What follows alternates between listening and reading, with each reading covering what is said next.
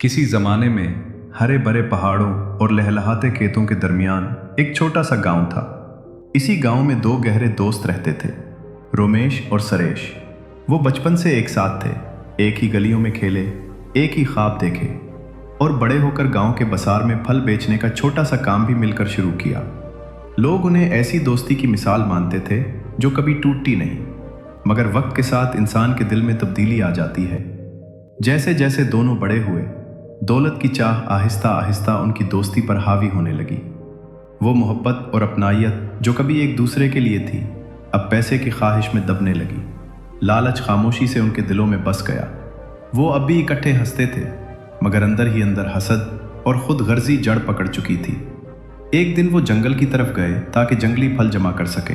चलते चलते एक पुराने बरगद के दरख्त के पास उनकी नज़र मिट्टी में दबी हुई एक चमकती चीज़ पर पड़ी। दोनों ने मिट्टी हटानी शुरू की और जो कुछ सामने आया वो उन्होंने कभी सोचा भी ना था। एक बड़ा मटका जो कीमती हीरो से भरा हुआ था। चंद लम्हे दोनों साकित खड़े रहे, आंखों में हैरत थी और दिल जोर जोर से धड़क रहे थे। खामोशी तोड़ते हुए रुमेश खुशी से बोल उठा, हम तो किस्मत वाले निकले, अब हमें यह मामूली काम नहीं करना पड़ेगा।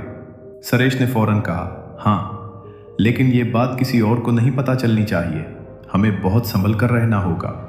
उन्होंने मटके को पत्तों से ढाँप दिया और तय किया कि रात को वापस आकर इसे घर ले जाएंगे। मगर इसी लम्हे से उनके दिलों पर लालच पूरी तरह छा चुका था। रात की चांदनी में जब वो मटके के पास बैठे थे, दोनों के चेहरे पर मुस्कुराहट थी, मगर दिलों में अंधेरा। रुमेश सोचने लगा, मैं ये सब क्यों बांटूं? ये खजाना तो मेरे हाथ लगा है। सरेश के दिल में भी वही ख्याल था, मैं आधा क्यों दूं? मुझे इसकी इससे ज्यादा जरूरत है। बातों ही बातों में एक मंसूबा बना। रुमेश ने कहा, मैं बाजार जाकर कुछ खाना ले आता हूँ, पहले खाएंगे फिर हीरे घर ले चलेंगे। सरेश ने हाँ कर दी, मगर उसकी मुस्कुराहट उसके इरादे जाहिर कर रही थी। रुमेश के जाते ही उसने जेब से जहर निकाला जो उसने गांव के हकीम से चुरा रखा था। उसने दिल में सोचा, ये जहर खाने में मिला दूंगा, वो ख़त्म और ख़जाना मेरा। इधर बाजार में रुमेश भी साफ दिल नहीं रहा था, अगर सरेश ना रहे तो सब कुछ मेरा हो जाएगा। ये सोचकर उसने एक छुरी खरीदी और कपड़ों में छुपा ली। जब वो वापस आया तो सरेश ने बनावटी खुशी से कहा, पहले खाना खा लेते हैं फिर हीरे उठा लेंगे। जैसे ही सरेश ने खाना शुरू किया, रुमेश ने छुरी निकाली और उस पर वार कर दिया। एक दर्द भरी चीख गूंजी और सरेश वहीं जमीन पर गिरकर मर गया। रुमेश ने लाश को देखा और आहिस्ता बोला, अब सब कुछ मेरा है। वो बैठा और वही खाना खाने लगा जिसमें जहर मिला हुआ था। चंद ही लम्हों में उसके जिस्म की ताकत खत्म होने लगी। मुंह सूख गया, आंखें सुर्ख हो गईं और थोड़ी ही देर में वो भी दम तोड़ गया। सुबह हुई तो जंगल बिल्कुल पुरसुकून था। परिंदे चहचहा रहे थे जैसे कुछ हुआ ही ना हो। हीरों का मटका वैसे ही रखा था और उसके पास दो लाशें। वो दोस्त जो कभी एक दूसरे के बगैर नहीं रहते थे, आज अपनी ही लालच का शिकार हो चुके थे। कुछ दिन बाद गांव का एक दाना फकीर वहां से गुजरा।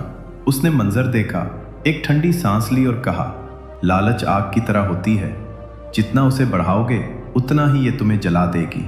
इन दोनों ने दोस्ती पर दौलत को चुन लिया और आखिर में दोनों से हाथ धो बैठे। उसने लाशों को पत्तों से ढांप दिया, मगर हीरों को वैसे ही छोड़ दिया।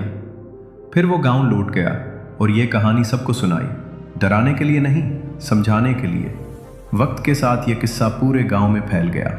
वालिदैन बच्चों को सुनाने लगे, उस्ताद सबक के तौर पर बयान करने लगे और बुजुर्ग शाम की महफिलों में दोहराते रहे। ये कहानी सबको याद दिलाती रही कि लालच सिर्फ नुकसानदेह नहीं बल्कि जानलेवा भी हो सकती है। ये मजबूत रिश्ते तोड़ देती है, सुकून छीन लेती है, मोहब्बत ख़त्म कर देती है और कभी कभी ज़िंदगी भी। कई लोगों की आंखें नम हो गईं, कई दिलों में दर्द उतरा और बहुत से लोगों ने दूसरों के साथ नरमी, बांटने और पैसे से ज़्यादा इंसानों को अहमियत देना शुरू कर दिया।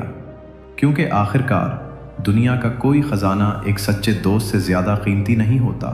लालच, एतमाद, मोहब्बत और ज़िंदगी सब कुछ बर्बाद कर देती है और जो कुछ हम खुद गर्जी से हासिल करना चाहते हैं वही अक्सर हमारी तबाही बन जाता है। सच्ची दोस्ती और ईमानदारी हर दौलत से कहीं बढ़कर है।